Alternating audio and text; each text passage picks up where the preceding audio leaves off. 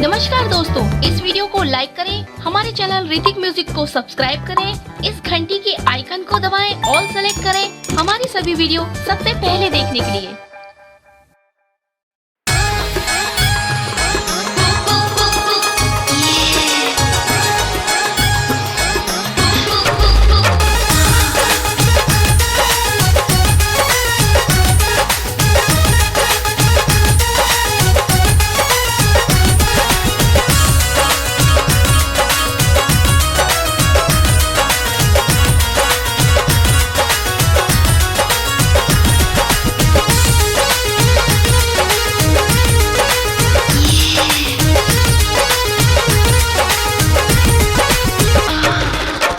तोरा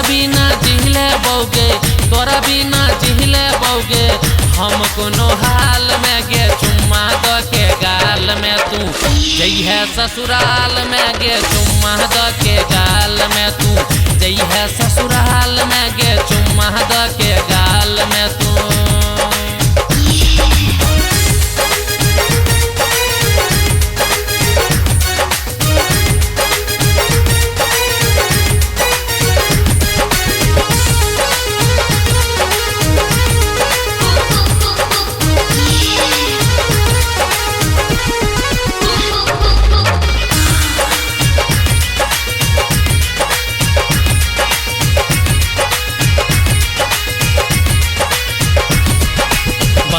तोहर दोसर संग कल को साथी सेट गे हमर नंबर छोड़िया तू को दी है डिलीट गे।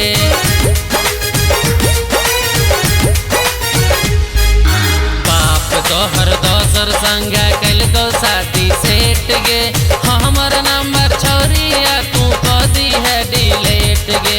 है तो तोर मट गोल त हमरा यही से गिरतौ लोर गे लोर पोछले बो तोरे दिहल रूमाल से गे चुम्मा द के गाल में तू जइहे ससुराल में गे चुम्मा द के गाल में तू जइहे ससुराल में गे चुम्मा द के गाल में तू।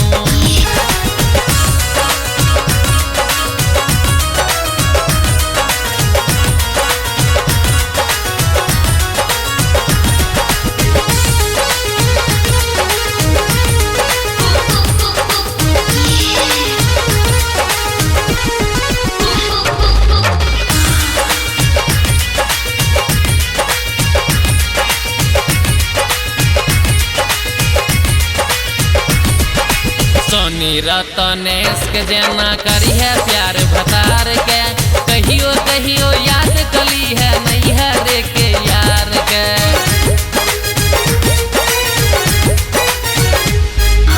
सोनी रतनेश के जेना करी है प्यार भतार के कहियो कहियो याद कली है नहीं है रे के यार के। मिले खातिर नहीं राम अब जइहे तू हमरा से प्यार करबो तोरा गे सट के देवाल से गे चुम्मा द के गाल में तू जइहे ससुराल में गे चुम्मा द के गाल में तू जइहे ससुराल में गे चुम्मा द के गाल में तू।